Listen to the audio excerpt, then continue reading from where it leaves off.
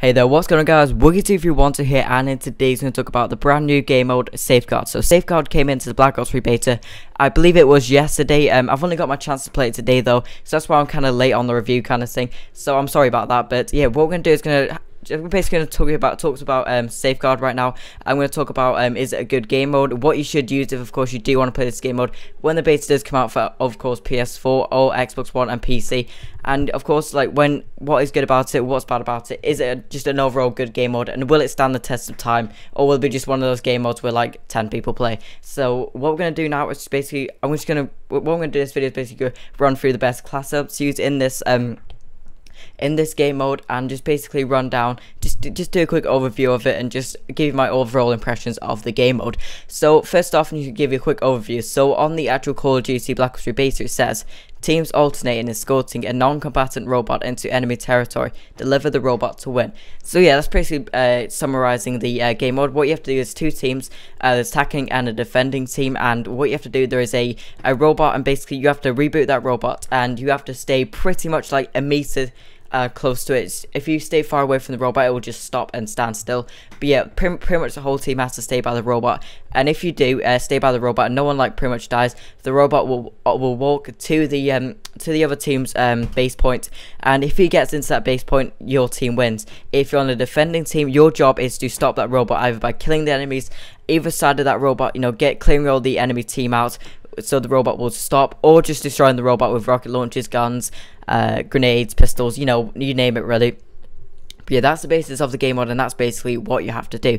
So now I'm going to go on to like the best class setup for this SafeGuard game mode. So of course you can obviously run your SMGs, assault rifles. I'm not really going to give you a primary weapon to use because they're all fantastic, they're all going to work very well, shotguns, just everything, so I'm not going to talk about that. But what I am going to talk about is secondaries and lethals.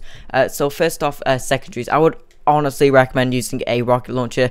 In this game mode, there's no point in using a pistol, you probably will not need it, and a rocket launcher is just so much better to use in my opinion. It just really helps out because it takes off so much health off the robot. And what I found out is, well, obviously there's two launchers, the XM53 and the Black Cell. I would recommend using the Black Cell. First off, there is 4 rockets in the ammo like clip. So of course you get more than 2 rockets that's in the XM53, and the damage is higher on the Black Cell, and I think it's just an overall better rocket launcher than the XM53. The Black Cell is more for vehicles and and aircraft above, while the XM53 can also take out vehicles and so on, but it's also very good for taking out people, which you kind of don't want to do in SafeGuard, because the Black Cell will lock onto the robot and just give you a more effective rocket launcher power, and just make it so you can kill the robot much quickly. So I would recommend the Black Cell. However, if you haven't unlocked it, the XM53 does do a great job as well. As for lethals, of course I wouldn't use tacticals in my opinion. Of course, if you want to disable the other enemy teams by the robot, that's totally up to you, but I would just recommend using a C4. Now C4 is level 46, so I guess most of you guys haven't unlocked the C4, but if you do have a C4, it's pretty much similar to Black Ops 2 1. It takes a lot longer to throw it though, and to click the button to detonate it does take a bit longer. But yeah, of course C4s do help, but if you don't have that, just use Semtexes, they're fine. I would not recommend frag grenades because they'll just roll away, but Semtexes of course they'll stick onto the robot and it'll just blow it up. So I would obviously recommend that as well. So yeah, that's kind of the classes that I would use. Rocket launcher, secondaries and lethals is all I'm really going to talk about, because perks, primary weapons, they don't really matter, that's up to your personal preference. But now I'm going to talk about my overall impressions of this game mode. Is it a good game mode?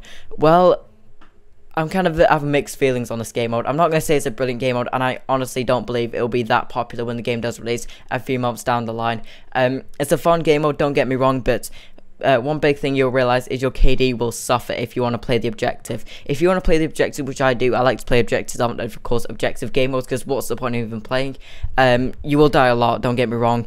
You'll get shot in the back, get shot in the side, front, you name it, you'll die a lot in this game mode. If of course you are playing the objective, you do get people who just aren't team players, and this is when the game mode is so frustrating. If you have a shitty team that just doesn't help you out, is only in there to get kills, you're gonna have such a bad time. Like in the gameplay right here, I'm not going to go like too hard on the team because they did obviously do a pretty good job, but it was just mainly me who was escorting the robot, and I died quite a lot. Obviously I did get a few kills as well, but I was the one who suffered with the KD and so on, and I just really hate when people do that. So you don't see many people escorting the robot. That's a really bad thing about public matches. But of course, if you have your own team with your mates, it can be a fantastic game mode, and it could be really enjoyable. But if you're just on a public match by yourself, it can be a fucking nightmare. It's just horrible to play when you're the only person trying to escort the robot to the other team, and it's horrible. So if you don't have a cooperative team, if your team's just a pile of shit, this game mode can be so frustrating. However, of course, some of you guys, obviously be there to want to get the kills, and in this game mode you can get a lot of kills. The kills you get is so many. I see people getting hundreds of kills. I personally don't get 100 kill, but 100 kill gameplays. But yeah, you see so many people getting 100 kill gameplays because what happens in this game mode, a lot of teams draw, and I get this so many times. Either you kill the robot, the robot doesn't get to your base in time because there's a 5-minute timer, or you don't take your robot to the base in time. That happens a lot in this game mode, and that also is obviously due to your team being just awful. And what happens is a lot of teams draw, and this drags on the game mode for a very long time. It's like 20-minute games or something like that. So if you want to get high kills in a game, it can be a very good game mode to do that, because obviously if you don't want to play as a objective player, you can just camp back, you can sit back, you can even spawn drop on this game mode and get a lot of kills, get 100 kill gameplays, get 150 kill gameplays. I've seen people, I can't remember the YouTuber exactly, but he got 186 kills in SafeGuard, so that's honestly crazy. And you could possibly do that in the game mode. It's a fantastic game mode, of course, you want to get high kills. So that's obviously some of the benefits of the game mode, and my overall opinion is I would not play this game mode unless you have a pretty decent teammates. For example, if you're in a party with your friends or whatever, you can play this game mode. It can be a fun experience. But if you're on your own, it can be an absolute nightmare trying to get the robot. If of course you do want to play objective. If you don't, and none of your team do, you're not going to get very far in the game mode. It's just going to go on and drag on. But that can be a benefit to you if you want to get high kills. So I'm kind of on the fence about this game mode. I don't believe it's going to stand the test of time.